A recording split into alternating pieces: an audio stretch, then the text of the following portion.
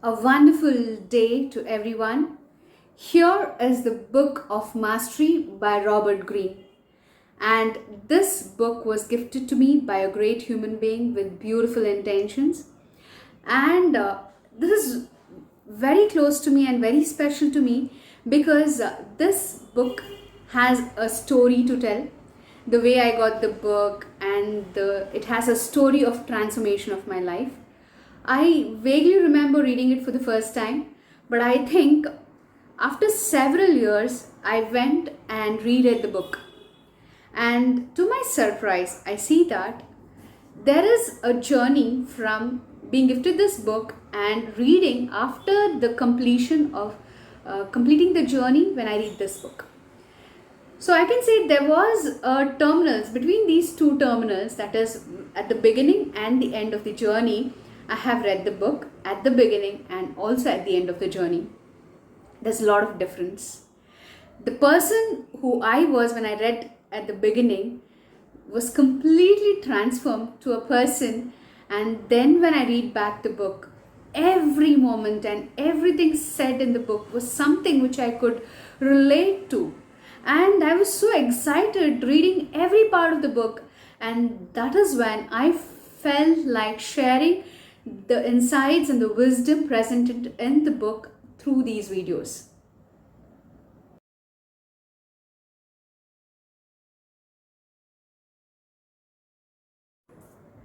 The entire journey of apprenticeship in the process of accomplishing mastery is very important, and it lays the basic foundation to develop ourselves towards becoming masters.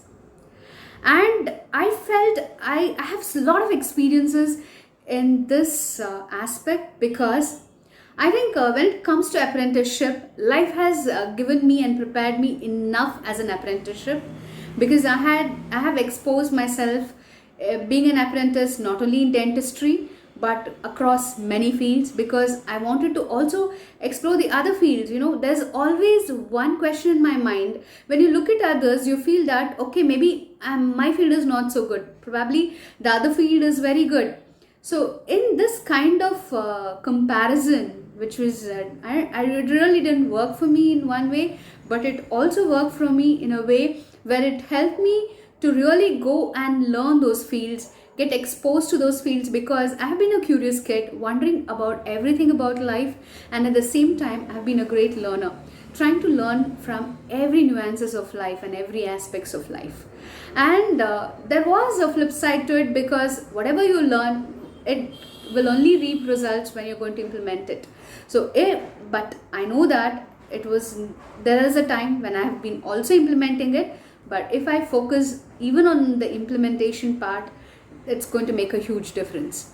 So the apprenticeship phase is something which I have personally gone through with lots of experiences, and I have many experiences to share about it.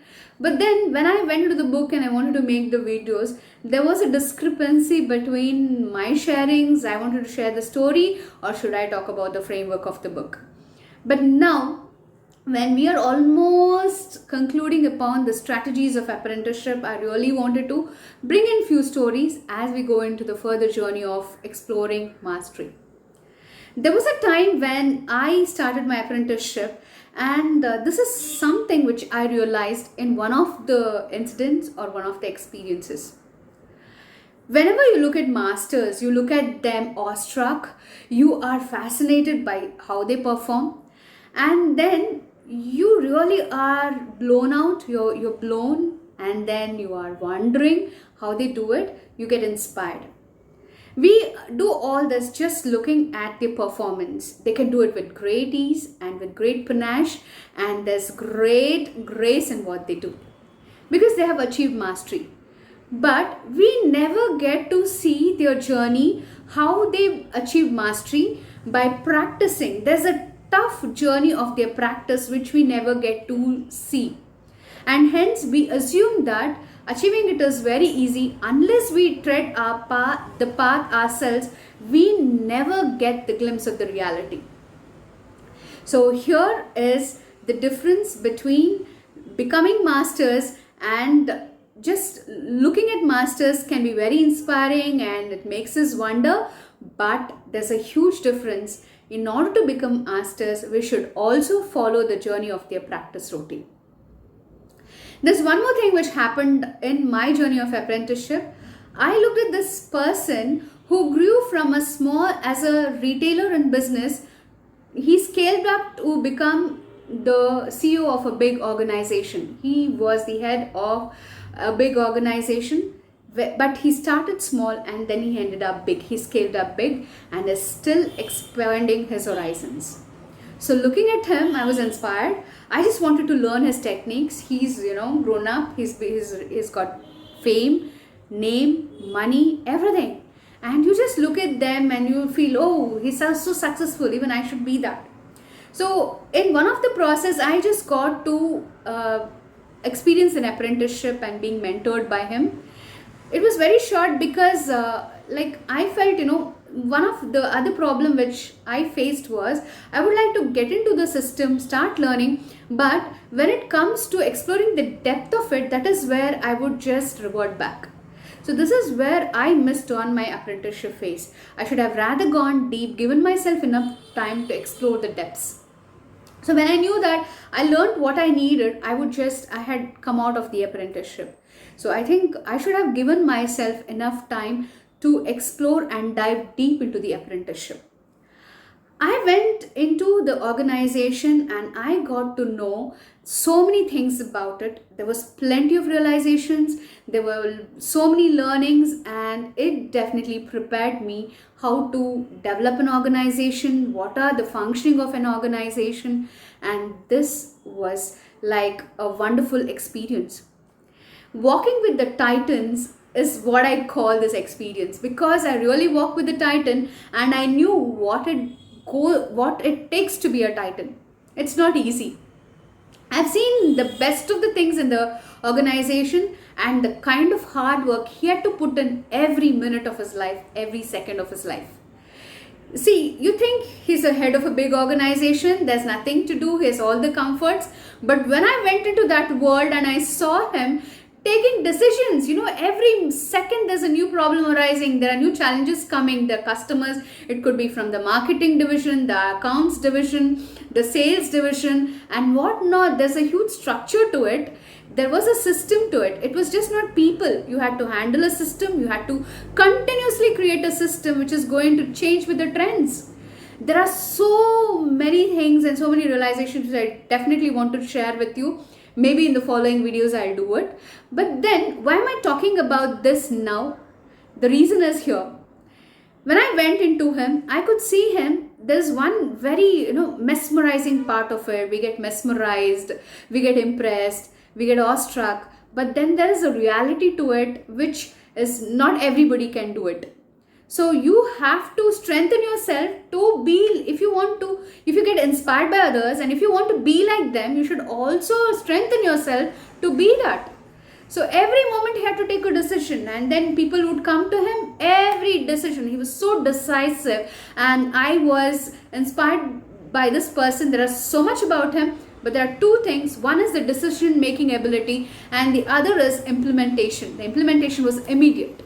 He would bring it into any idea that flashed, he would immediately bring it to implementation. So the cycle was so complete. You have an idea, you design a process and you implement it. And this was not the end. The moment you knew it did not work or suit the system, he would immediately bring a change. And so that it would get adapted to the system. So what I'm trying to tell here is, there are two worlds that we see. There is a world of outer appearance and there is a world which is not visible to the eyes, but it includes the functionality of how things work. So let me explain this even more deeply. We humans exist in two kinds of worlds. One is the world of outer appearance. It includes all forms of things which immediately captivates our eyes.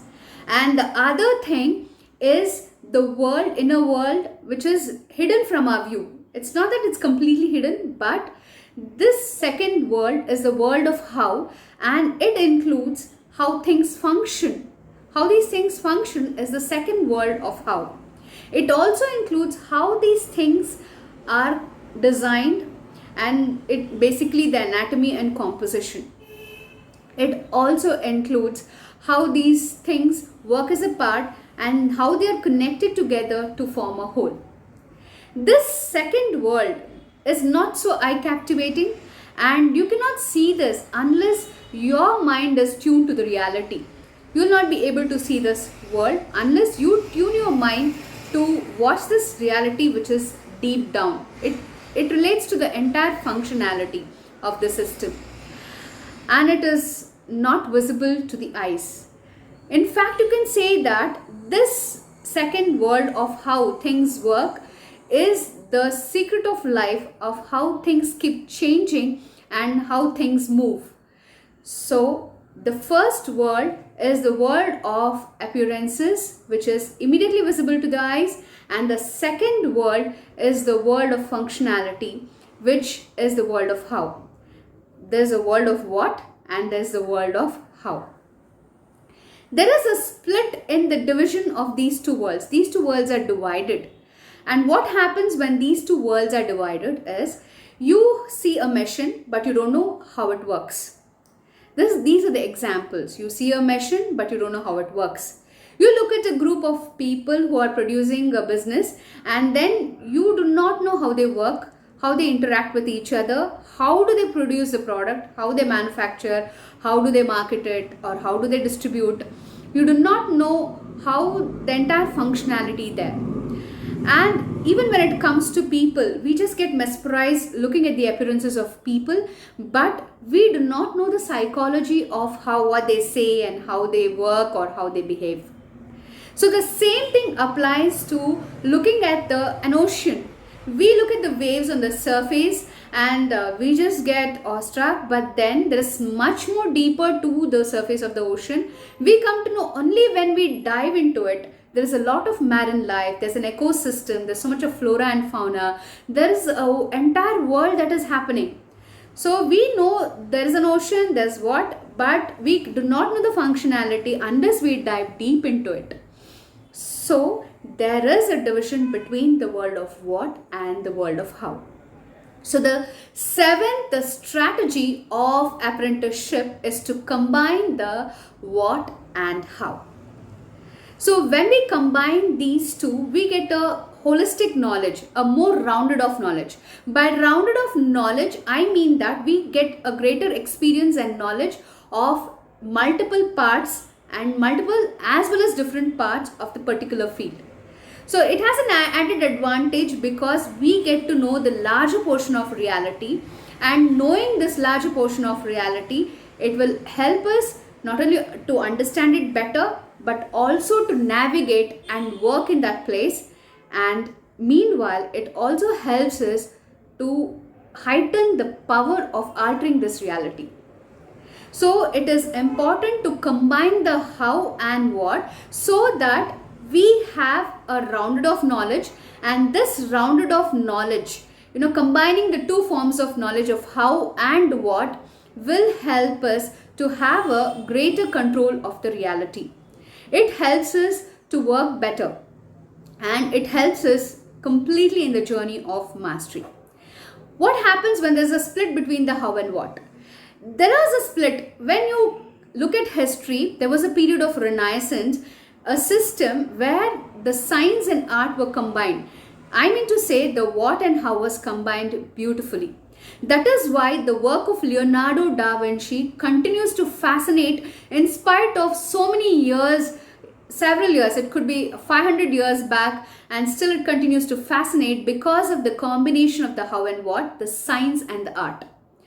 500 years back, it began to undergo a split. There was a separation. It is a sad separation because the scientists and the technicians focused only on the how of things, while the others who focused on the outer appearances, they knew how to use the thing, but they did not understand the functionality of how these things worked. So there was an added advantage of combining the how and what. So especially with the information age we are in, rounding of a knowledge by combining the how and what is the future. This is the way how to deal the future. We have to combine the how and what so that our knowledge becomes rounded off.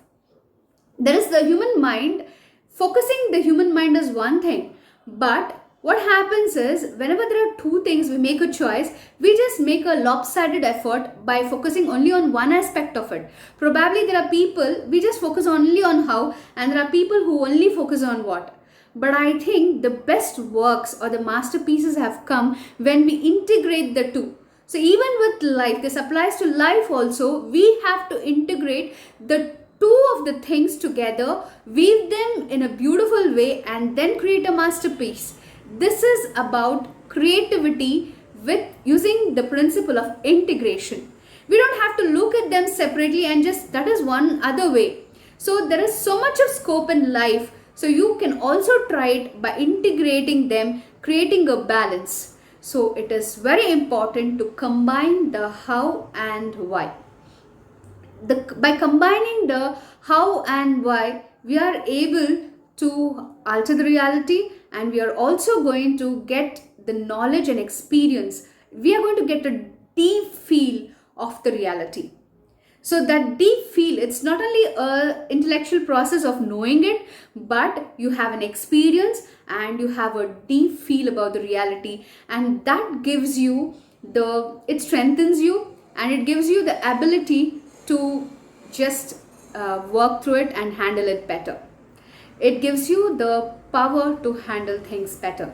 So the seventh strategy of ideal apprenticeship is to combine the world of what and the world of how. Combine what and how. All the best.